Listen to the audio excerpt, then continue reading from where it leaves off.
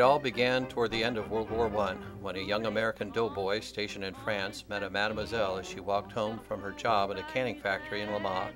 Isaiah Jack Stratton and Yvonne Pavard were married June 6, 1919, just before Jack was shipped back to the States.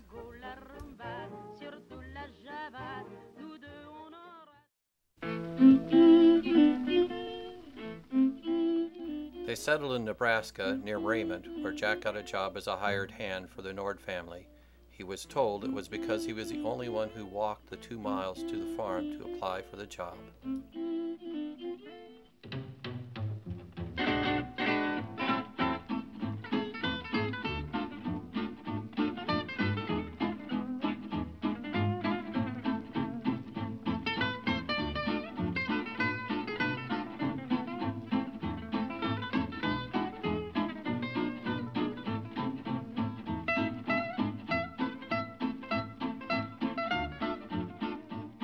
Their first son, Marcel Clarence, was born April 21, 1920.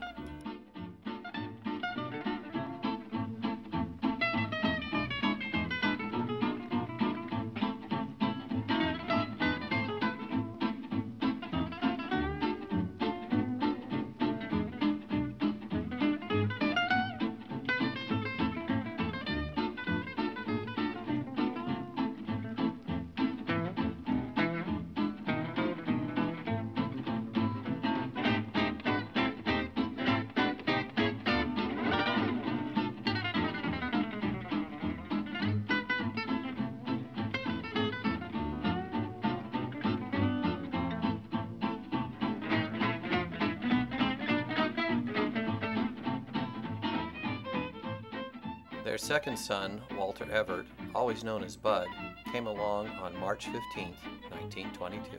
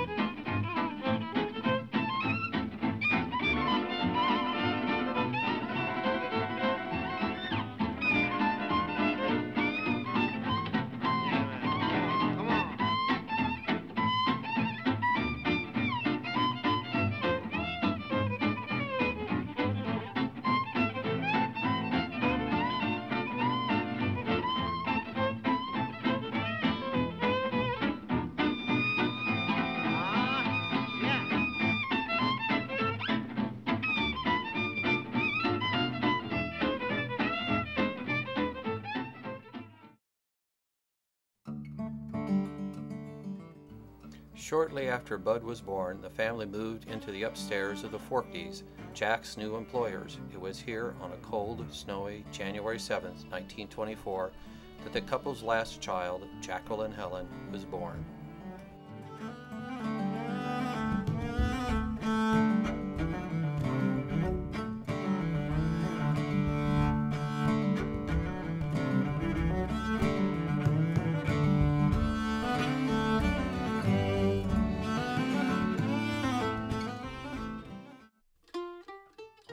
Even before the Depression, times were hard and jobs scarce.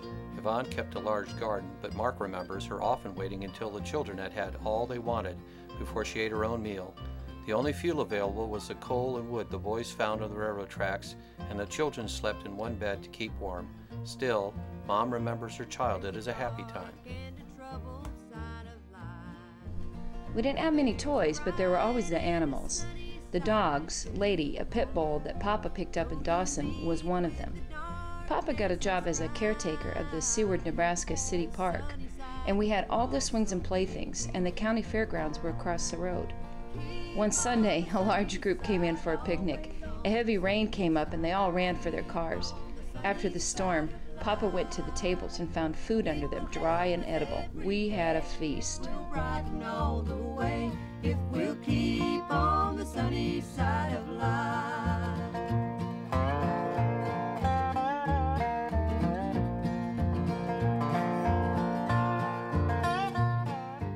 Mom started school in Lincoln, Nebraska, where at first she didn't obey the teacher and didn't get very good marks. By this time, Yvonne's mother and brother Marcel had come to the United States and also settled in Lincoln. Often, evenings were spent at their house, where the kids played and listened to Amos and Andy, while the grown-ups played cards and sipped home brew.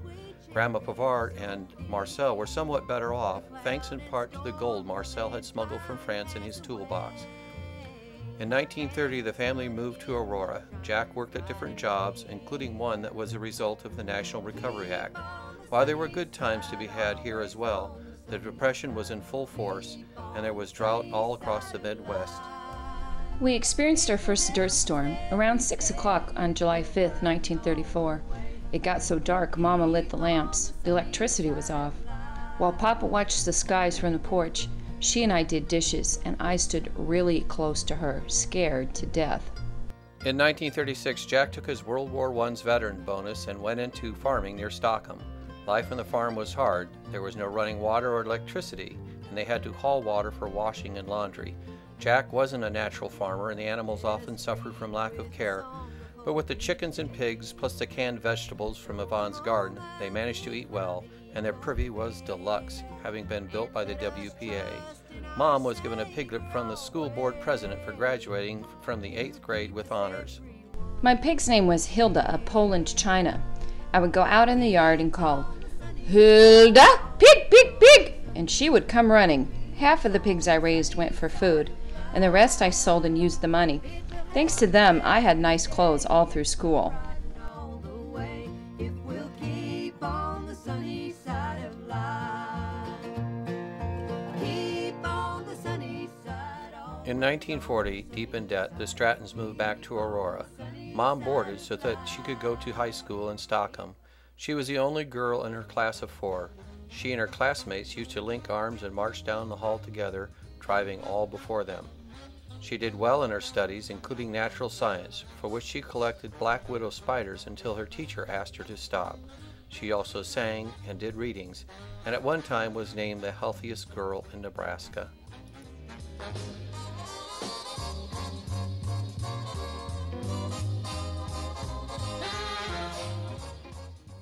After high school, Mom was awarded a one-year scholarship to York College, where she met Vivian Walter, a lifelong friend. She worked for the art teacher and took classes in teaching, which enabled her to find a job as a primary teacher in Stockham. In 1942, she went to Van Nuys, California to work in the same airplane factory as Uncle Marcel. By August, they must have had enough planes, Mom said, because she was laid off. A job as a waitress at a Chinese restaurant lasted only one day. She moved home to Nebraska. There, she worked at the Harvard Air Force Base. She dated several men, but one especially. In April of 1944, she became engaged to Bill Stock.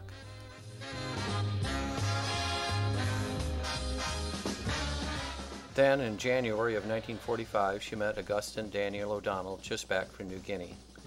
They went to the movies in May. Dan, as he was called then, was embarrassed by his date's loud laughter. In spite of that, they went to a dance a few weeks later. She redeemed herself by knowing most of the same songs he did and singing them with him on the drive home. But soon after, she told Dan not to come back. She was engaged to another man. On the 10th of July, Dan came in and said he would be getting out on August 1st. "I can't leave you here," he said. "Will you marry me?" Poor Bill Stock got a Dear John letter, and Dan and Jackie were married August 1st, 1945.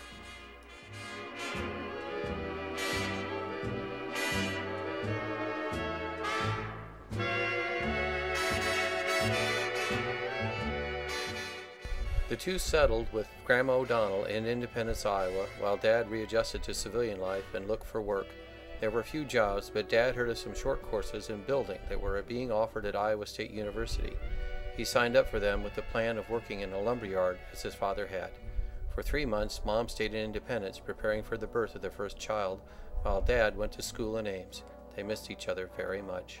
Dearest Danny, I really hit the jackpot today. 2 letters from you. The first one made me so lonesome I came up here and bawled. It's only been 4 days, but it seems like 4 months. Dear Jackie, after I called last night, it seemed like I was lost, and today the same way. If I go to the show tonight, it will be the first time since I started going with you that I went alone. After Louise was born on May 7, 1946, Mom went back to independence again and their letters continued. However, practical matters intruded into their love letters. I almost ran out of diapers, so I went downstairs and washed tonight. We have them hung all over the kitchen. If you can get any wieners, bring about 2 or 3 pounds when you come. However, later messages showed that their affection remained strong throughout their marriage. In one exchange of letters in 1963, when they had been married almost 20 years, they wrote, "How proud I am of you that you look so nice for me, not in spite of 13 children, but because of them. There is no one that you have to look up to. You are the mother of all years." You know that I love you dearly. I don't believe that I could ever have lived a happier, more satisfying life with anyone else. Only one thing mars a nearly perfect marriage, and I'm sure you know what I mean. Later, when some of her daughters read that last sentence, they asked Mom what it was that marred their marriage. Reluctantly, she admitted, "We couldn't keep our hands off each other."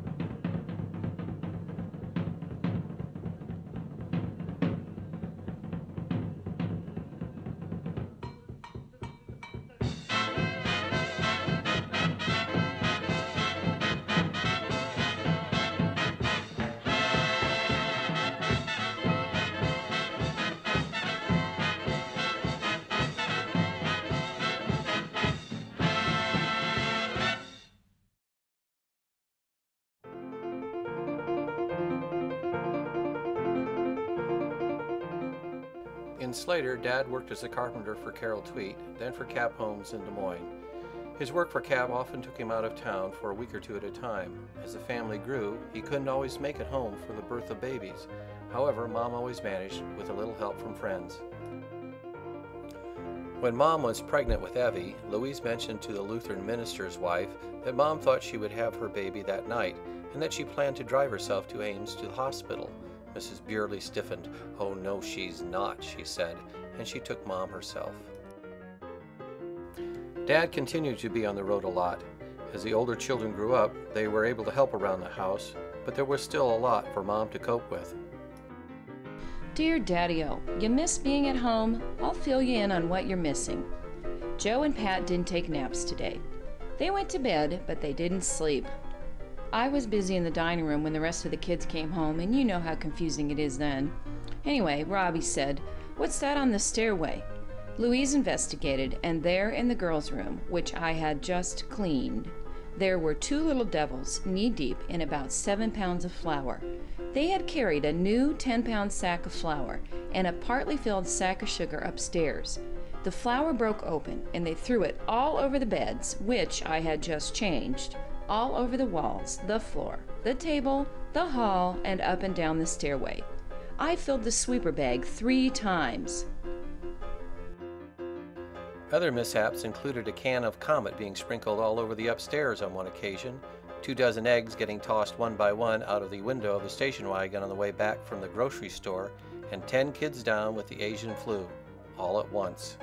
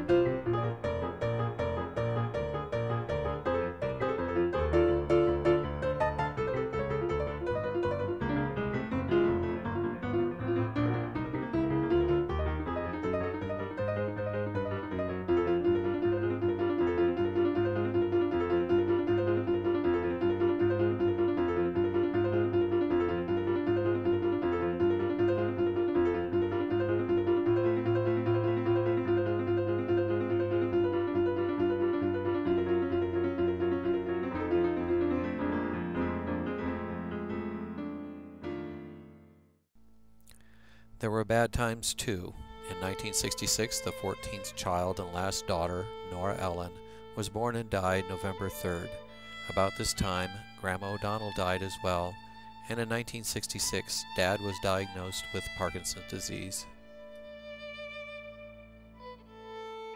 Also in 1966, Mom started working at the Slater post office. Within a short time, she knew everyone in town, and everyone knew her. She kept up on everything: who was in the hospital, who was getting married, who was expecting a baby. Even the FBI talked to her when they were doing a security check on a potential employee who had grown up in Slater. The post office job came in handy when Dad's Parkinson's forced him to retire. He did what he could around the house, and the older kids helped out, but by 1985 he could no longer stay home alone. Mom retired from the post office after 18 years. The next years were difficult. Dad got progressively worse. In addition, Grandma Stratton, showing signs of Alzheimer's disease, moved in. Care for both of them was full-time and exhausting. Grandma eventually moved into the Madrid nursing home where she died in 1996. Eventually, Mom and Dad sold the big house to Evie and her husband David and moved into the small house on Story Street. Living in a single-story house made it easier at first, and in 1995 they celebrated their 50th wedding anniversary. All their children were there with most of their families. Both Mom and Dad got to hear tributes from them that showed the love and respect they had earned. In 1996, Louise, Margie, and Jody planned a trip to France and urged Mom to go too. Dad agreed to go into the nursing home while she was gone on the condition that he could come home when she returned. In France, Mom got to tour the places where Yvonne had grown up and meet the relatives who still lived there. A week in Ireland completed the first vacation she had had since Dad had got too sick to travel. By the time she was back, Dad had realized that he needed more care than Mom could give him. He agreed to stay in Madrid. It was the last thing he could do for her. He was there until January 1997 when he became ill with pneumonia. He died on January 24th, a Friday, around 5 p.m. in the afternoon, quitting time.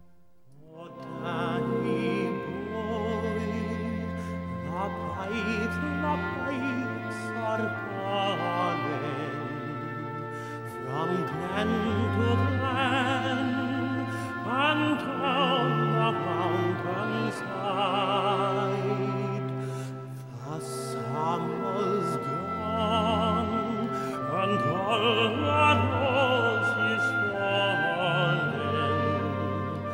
It's you must go and I must bide.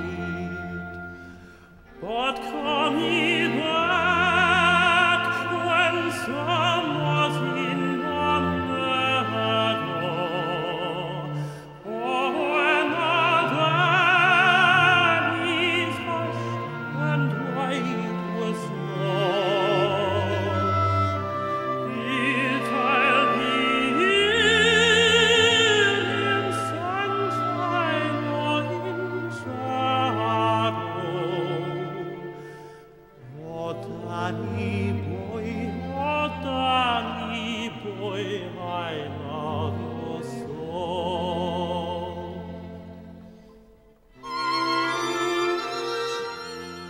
Dear Jackie, there are times when our lives seem kind of hard and the years seem to stretch ahead until we can look for a little relief for ourselves. Yet each year now brings new events in our children's lives, and thus in our own lives, that I myself look forward to eagerly.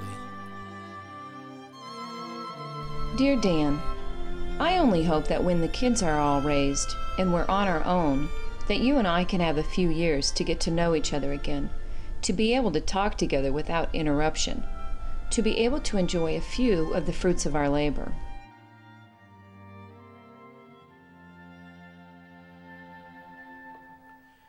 But when you come and all the flowers are dying,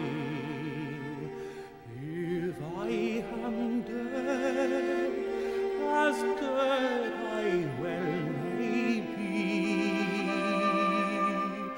you'll come and find the place where I am lying, and kneel and say, an Ave there for me,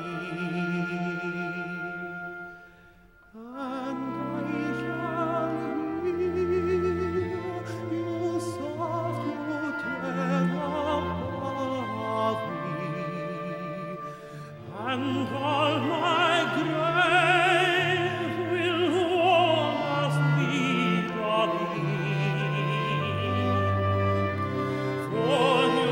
shall bend and tell me that you love me, and I shall sleep in peace until you come to